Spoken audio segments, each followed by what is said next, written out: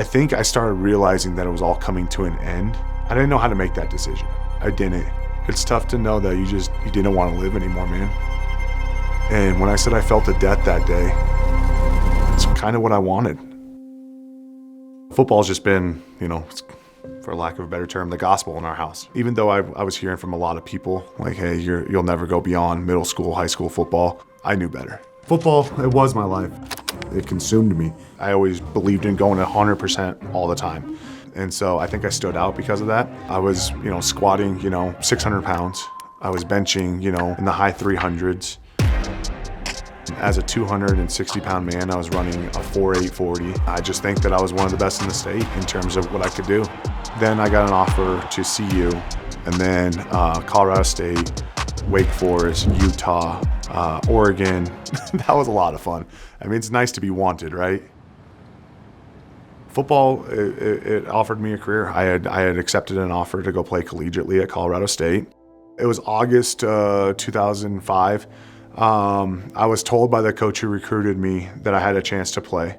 That was all I needed to hear. I was going against a guy who's about 6'7", 6'8". He grabbed me and he threw me on my head.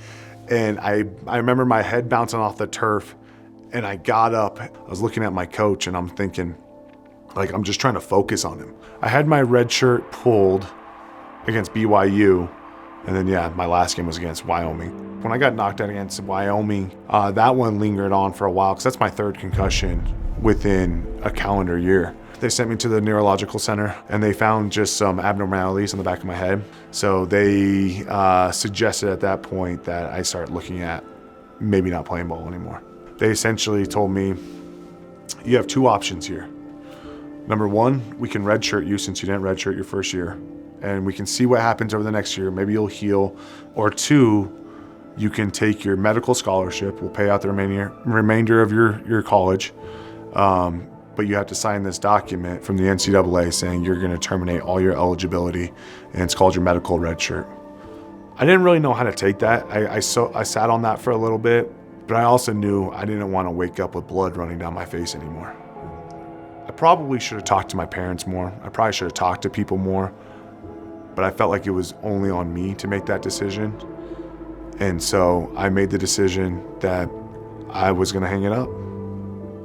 With my signature, the stroke of the pen, I'm no longer Shawn. I'm no longer all those things I'd been the 20 years prior. It's like I had died and I was someone new.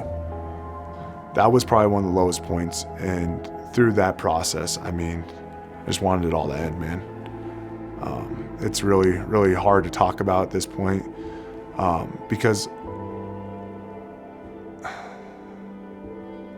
it's tough to know that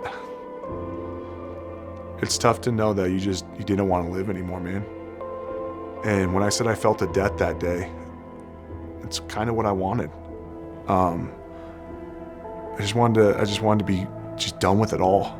So I started doing other things, drinking, partying, drugs, whatever it may be, just to feel numb.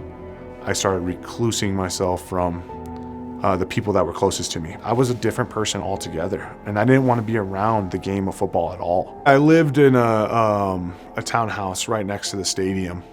So close you could hear the crowd roar, you could hear the cannons going off when we scored, things like that.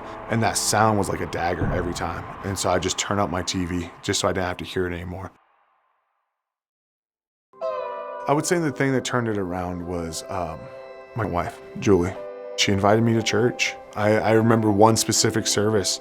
She invited me. There was a little girl who had been battling cancer, and this little girl stood up in front of a congregation of 200-300 people and talked about her battle with cancer and what she had gone through. And I'd always had a belief in God, like a higher power, so to speak, but I never really knew him.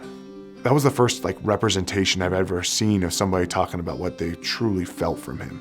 I'm a 20-something-year-old man, and I'm having this hard time, and this little girl just stood up in front of all these people battling cancer, the fight of her life legitimately on the line, and said that she's only faithful, she's only happy, she's only joyful, hopeful, whatever it may be, because of him.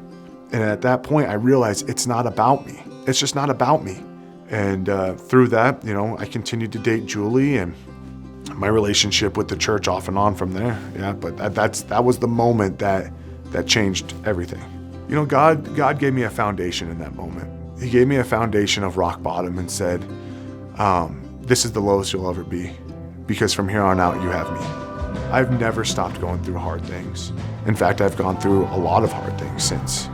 But he gave me hope. He's given me purpose. He's given me a new identity. Especially, kids and going through that.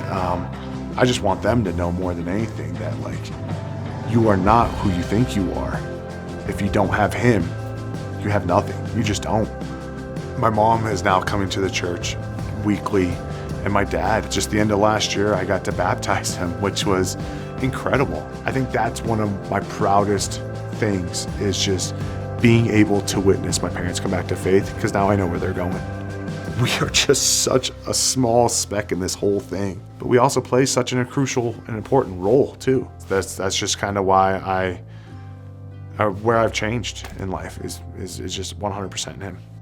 Football, I thought, was going to be everything. It was the story written for me. It was what was intended for my life. But Jesus showed me that there was so much more.